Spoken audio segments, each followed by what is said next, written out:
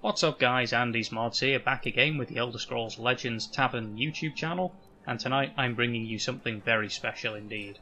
I'm bringing you the first of hopefully many Discord organised tournaments. We've done plenty of these in the past, and we're going to be doing plenty more of them in the future, so if you want to get involved, all you have to do is join our Discord. It's called the Elder Scrolls Legends Central Tavern. I'll leave a link to it in the description so you can find it. Tonight's tournament will be no holds barred. Anything goes, just bring your best deck, best man wins.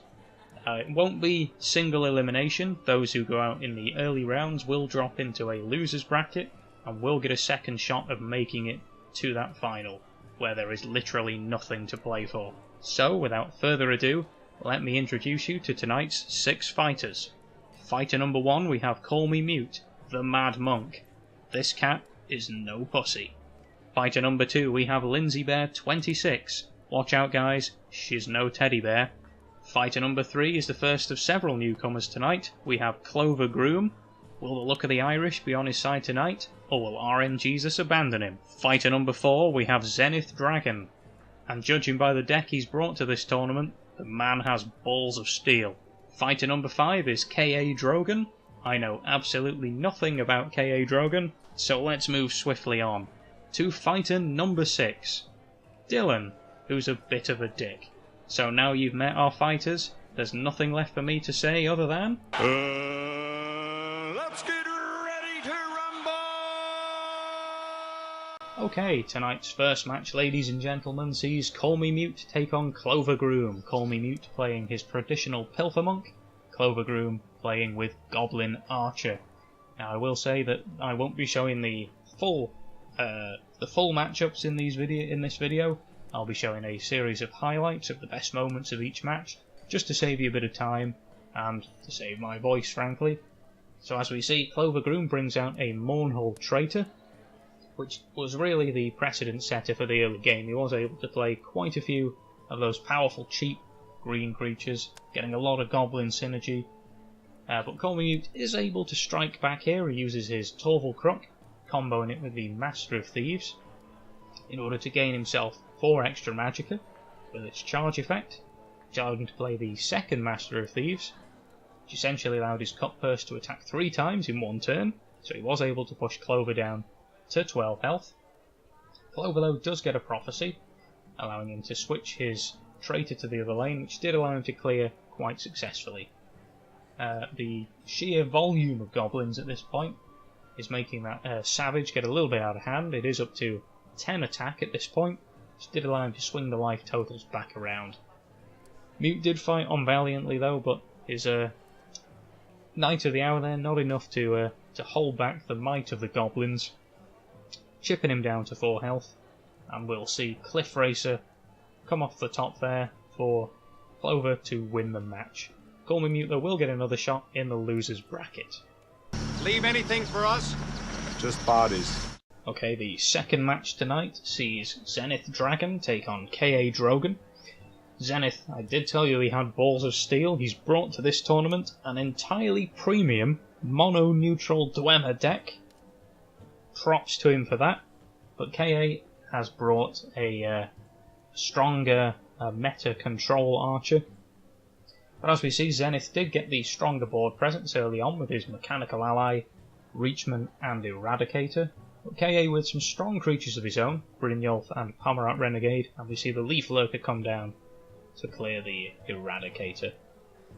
Zenith here chooses to push face with the Reachman and the Mechanical Ally, and we see a Prophecy come down for Drogon, a Fighters Guild recruit. He's also able to clear here with the Skaven Pyromancer, as we can see the board presence clearly switching into KA's favour, with the Archer's Gambit especially there, taking out the last of Zenith's threatening creatures there, and he did choose to trade his Incubator there without buffing it up with the armaments, which was an interesting decision, which meant he wasn't able to clear the Vigilant Giant that turn, which did allow KA to push a lot of face damage the following turn with it, and then the Belligerent Giant for that brilliant tempo play sending the other incubator back to his hand, and that was enough for Zenith. At this point he did concede, but he does get another shot in the loser's bracket.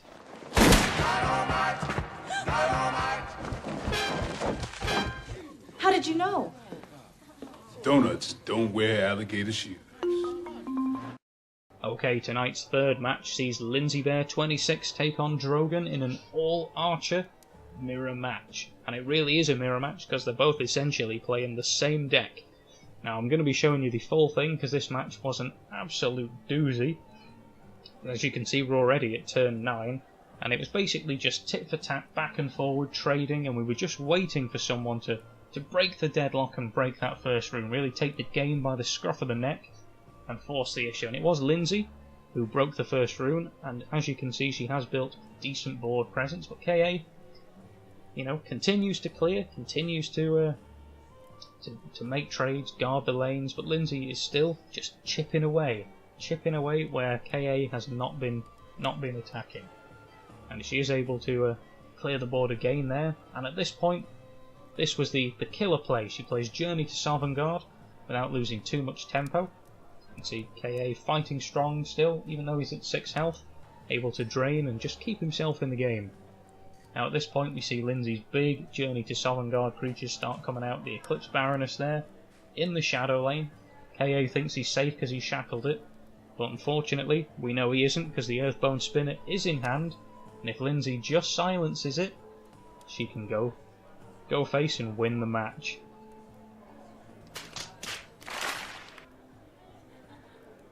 However, she doesn't. She completely misses that play, so this match goes on. KA being dropped a huge lifeline there. But it looks like it's all over anyway with that much stats on the board. But, you know, these Archer decks are incredibly powerful because of one card in particular.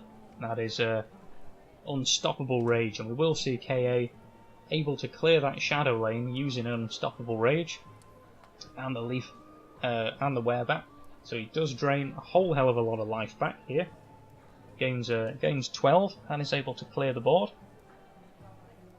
He's also able to clear the field lane using the Skaven Pyromancer and Belligerent Giant combo there. As we can see, Lindsay draws into another huge Eclipse Baroness and is able to attack for 11 with her Shadow Lane Eclipse Baroness with the Snake Tooth Necklace equipped, which gets her safely away from any possibility of lethal there. And she is able to flood the board with Child of Hersine and a colossal 9/7 Werebat. And when you've got that level of stats on the board and only 2 cards in hand to deal with it, KA had no chance. But you know, he was already gifted a way of staying in the game, and at this point, Journey to Sovngarde just overwhelmed him. I guess life. Death. Court's adjourned. Okay, the fourth matchup sees HighCatDylan take on Zenith Dragon in the first of our losers bracket matchups. Now, unfortunately, during the recording process, we did lose a game. In that game, Dylan was knocked out into the losers bracket by Clover Groom. These things happen, but as we can see, Dylan taking the field lane strongly there with the Mournhold Traitor and using it to great effect to push damage. Zenith there, only able to play the 2-cost Ravenous Crocodile on turn 2, which really did cost him. That drop in tempo did allow Dylan to press face very hard indeed. The Prophecy Lurking Crocodile not enough for Zenith here, as Dylan pushes face with the Shearpoint Dragon and has the Firebolt in hand to clear.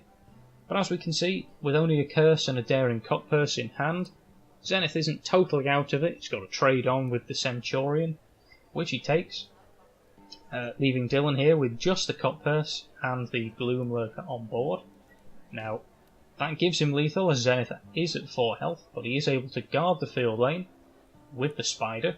I was expecting Halls of the Dwemer here, but unfortunately Zenith in both matches so far has been a bit unlucky not to draw those, but he does have the Eradicator, which allows him to trade with the Dreg.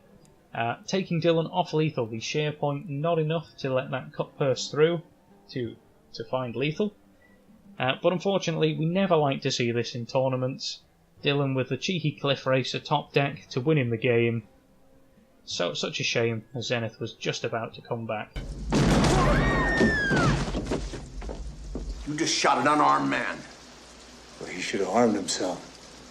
Okay, the next losers bracket matchup sees CallMeMute take on KA Drogon, Return of the Pilfer Monk. Heavily into the Pilfer strategy there, as we see Thieves' Den tossed back into the deck. But CallMeMute does open with the Daring Cut Purse using his ring aggressively in the early stages. However, KA, having none of it, was tit for tat, back and forth, no one able to make any real headway until CallMeMute pulled Divine Fervour, giving his typically quite weak Pilfer creatures that bit of extra sticking power that they needed, and he was able to push a fair bit of damage in over the next few turns with the likes of Shearpoint Dragon and Bandari Bruiser. However, the Belligerent Giant does come down from KA to toss that Bruiser back to hand, and then the next turn we see the second one come down to take out his Divine Fervour. Now, CallMeMute did make the fundamental error when playing an Archer of flooding the Shadow lane when there's a Belligerent Giant in there, which meant that we were almost certainly going to see Unstoppable Rage. So as we see, KA pushed 14 damage with his double Belligerence, then the Snake Tooth Necklace came down, and the Unstoppable Rage for the one-turn KO.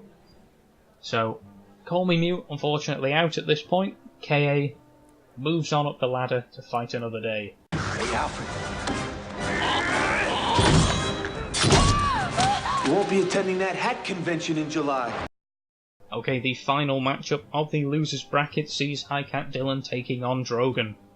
Now, Dylan able to press the early advantage here with the Lurking Crocodile, coming out with the second one as well, and he is able to keep up this early tempo, using tools like Gloom Lurker to his advantage to prevent KA getting these early trades in.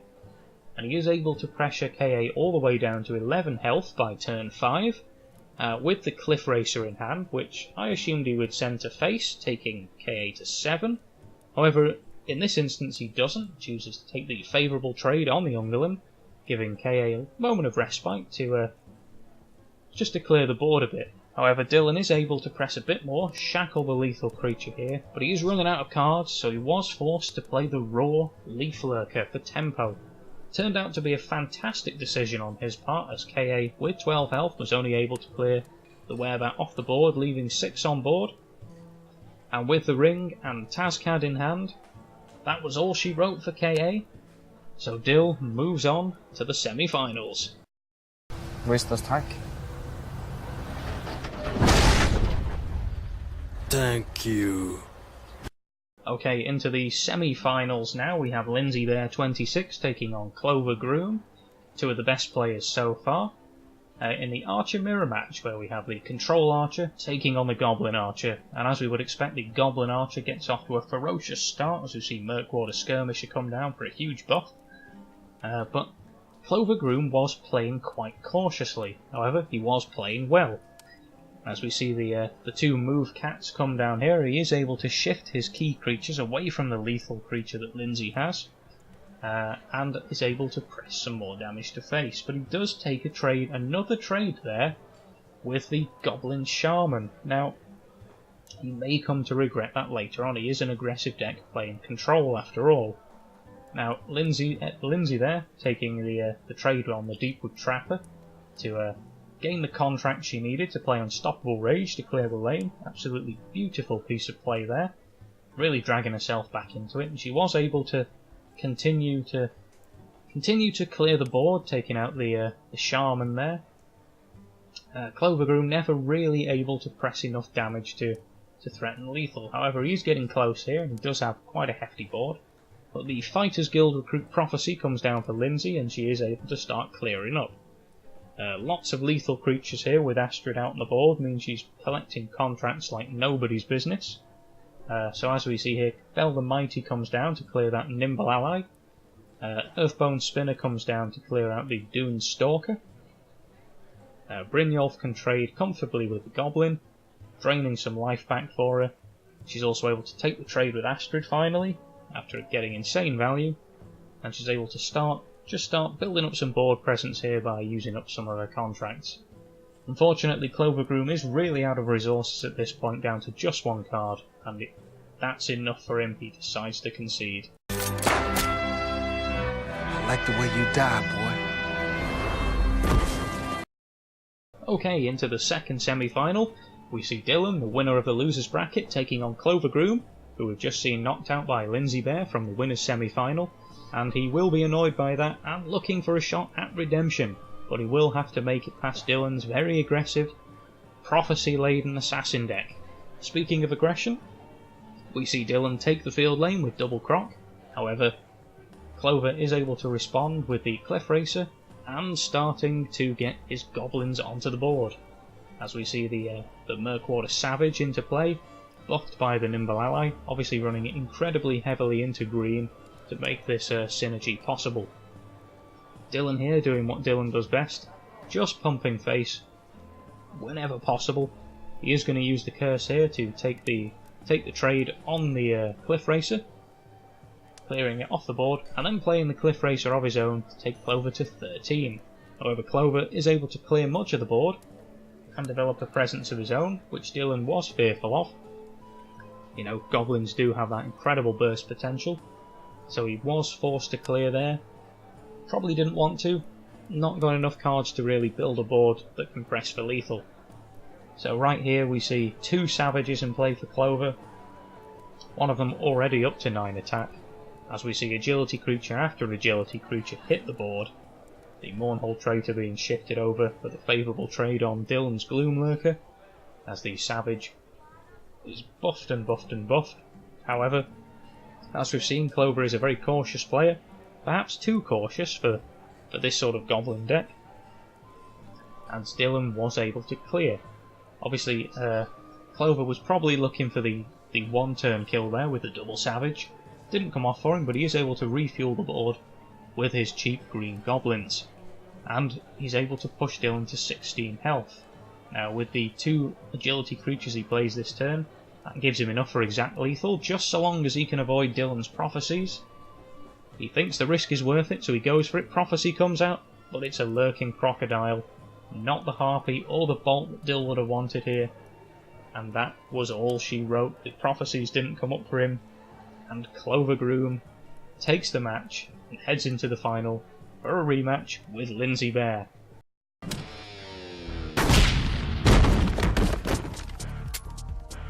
Applesauce, bitch.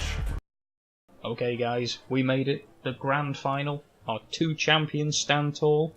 Lindsay Bear 26, undefeated so far in this tournament, versus Clover Groom, back for revenge.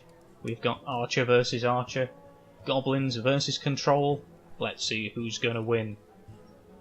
We're following the matchup from Lindsay Bear's perspective, and we are going to stick with this match the whole way through. No highlights, this is the final after all. Clover Groom firing a Deepwood Trapper and the Sad Goblin into play. Lindsay Bear's hand not looking the best at the moment. She does have a fairly useless Snake-Tooth Necklace, Child of Hercene, which she's not going to be able to play for a while, Earthbone Spinner. She does play the Thieves Guild Recruit into that field lane to contest. Now, can Clover Groom push the advantage? Clover is he's a steady player. Steady player, likes to take his time, think through his moves. So, what's he going to play here?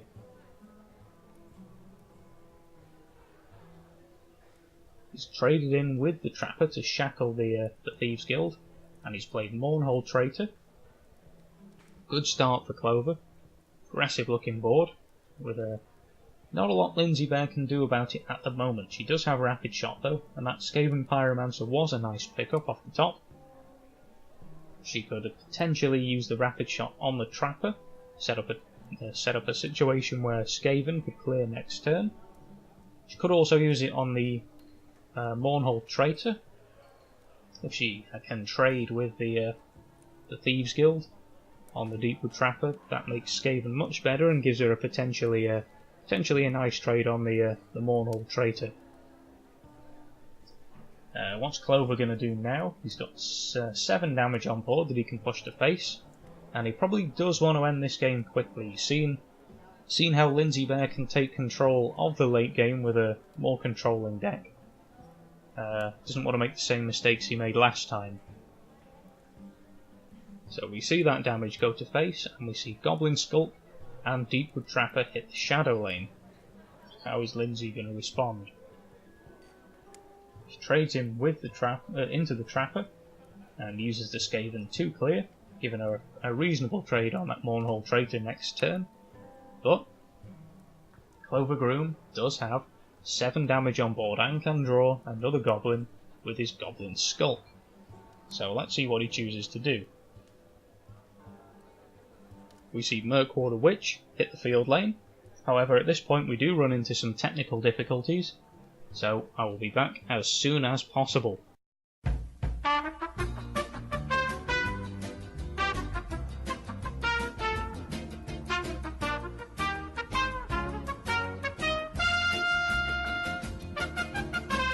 Okay, thanks for bearing with me, guys. We are back now. We haven't missed too much, although we have... looks like Clover Groom has played out 2 Sad Goblins and another Murkwater Witch. And he is choosing to trade into that Sanctuary Pet of Lindsay's. He is choosing to trade his Sad Goblin in too. Obviously nothing left to draw with the Goblin Skull, but he does push for face damage. And his final card from hand is a Nimble Ally. Obviously gets proc, because he is very heavily into green. Lindsay Bear with 6 Magicka to play with and the ring. What can she do from here? She's looking at Earthbone Spinner. That would clear the Sad Goblin. Would prevent 2 damage coming in. She could use the ring to get Sanctuary Pet out as well, potentially setting up for Unstoppable Rage next turn.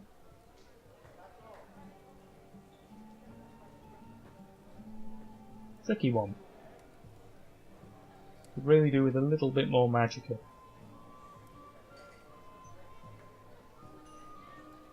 Clover will have 6 damage coming from the field lane, 4 from the shadow lane if Lindsay's not able to clear. Tempted by the Sanctuary Pet, but not going for it. What is she going to do? Again hovering over that Earthbone Spinner. She has got form for not using Earthbone Spinners quite as they should be. Looks like she is going to play it though. And she is clearing the Sad Goblin. Not the most fun use of a Earthbone Spinner, but it probably was the right move in that situation, and she's used the pet to shackle that Nimble Ally. Archer's Gambit comes out for Clover. Not a bad top deck, but doesn't really add any damage to the board, which is what he really would have wanted. Can push 4 face damage here, take Lindsay to 8, or he could trade with the Earthbone Spinner, get himself a completed contract. Lindsay though does hit the Fighters Guild recruit off Prophecy there. That could be clutch in helping us stabilise. What will Clover do? He is pushing the 2 damage and passing the turn. Now Lindsay, with that Fighters Guild recruit, can clear the shadow lane with Unstoppable Rage. Alternatively, she could clear the Goblin Skulk and use Belligerent Giant. Maybe setting up for a big Snake Tooth Necklace next turn.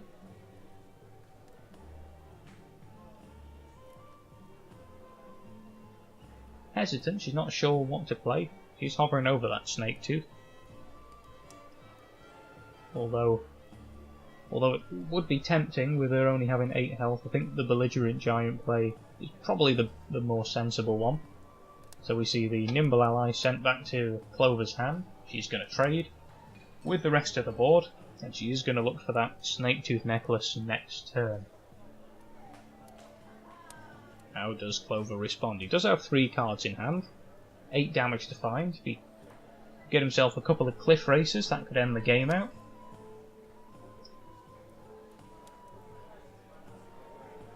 Okay, so we see the Murkwater Butcher and a Nimble Ally. Not the best Not the best set of cards. It doesn't give him lethal on board, and Lindsay is going to hit face for 8 here and drain back to 16 life, risking breaking the rune, and she is going to play Child of Persine into the field lane. Looks like the play. Clover has a choice. He can either choose to push that 7 face damage, or he can take that child off the board.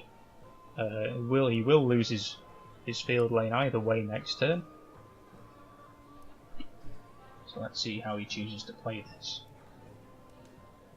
Now Lindsay did have to hit face with the belligerent giant there, so it did give Clover a rune break, which has given him another card to play with, which is what he really needs at this point. He needs to start to refuel his hand a bit. Obviously no obvious plays jumping out at him, but he is, by the way he's hovering over the Child of Persine, would suggest that he is worried about it and is thinking of trading with it.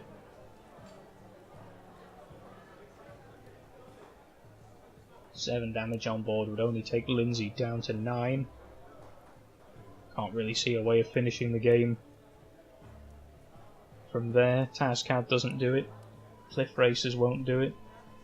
Okay, Goblin Skulk into the Shadow Lane. We know he's already drawn all of his 0 cost cards. We've seen that already.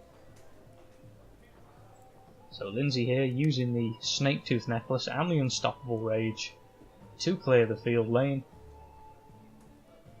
Drains for a lot of life and gives the child a couple of extra attacks, but could this be a clutch prophecy? Doomstalker allows him to switch the guard into the field lane, which will stop at least one attack from the Child of Persine. And he does get a second prophecy too. What's he got here? Fighters Guild Recruit into the field lane, into the shadow lane rather, to block the belligerent giant, but it does have breakthrough, so it can still push for 6. Child of Persine shackled by the Trapper, obviously, unable to finish the match out for Lindsay this turn. But with only 5 damage on the board now, Clover not looking in a strong position. You know, he's got no way of finishing this game out anytime soon, which is what he really needs to do. Question is, can he get that Child of Persine off the board? Although it isn't lethal for Lindsay, it's getting her very close. He's choosing to play Mournhold Traitor to the Shadow Lane and the Murkwater Skirmisher. Only 1 buff, but every little helps at this stage, but it's not really what he wants. Child of Persine here can swing for 7. Archer's Gambit could be used to take down the Doomstalker, which would give the child an extra attack.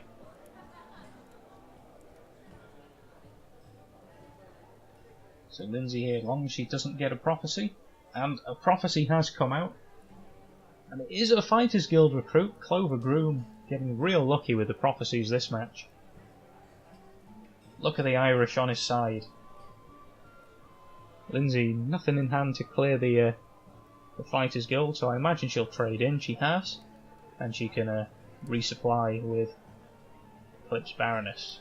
And she does get a free Fighters Guild recruit she can play to block one of those creatures, although at this stage it's not really that imperative for her. Now with only 2 cards left in hand, can Clover Groom remove a 5/5? He really needs to find some way of draining life back. I'm not sure what he could possibly have in his deck at this point. He uses the Doomstalker to move his Mournhold Traitor across, and he's past the turn, so that's pretty much it. The BM Journey to Sovngarde play there from Lindsay Bear. No one wants to see that. But I think we have a worthy winner. Lindsay Bear unbeaten throughout.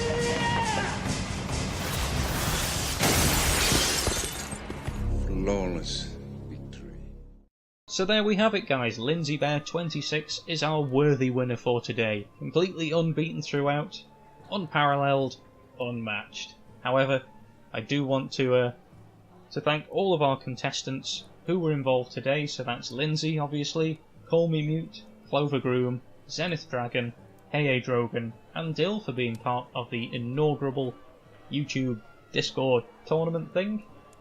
If you want to get involved in future tournaments, whether they're broadcast on YouTube or not, all you have to do is come and chat to us on the Discord, join the Discord. Link to it will be in the description, and we generally discuss it beforehand and we post sign-up sheets. They're fairly impromptu events, but come join the Discord and we'll get you involved. Speaking of getting involved, when I first made this channel, I set out with the aim of making it a place for the entire community to have a place to share video content.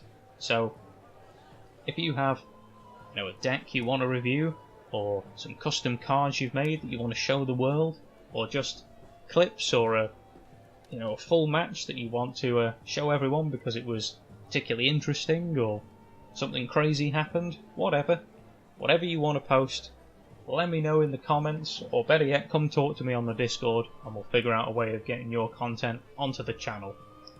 So, there's not much left for me to say, guys, other than thank you very much for sticking with the video for this long, and I hope to see you again in the Elder Scrolls Legends Tavern very, very soon.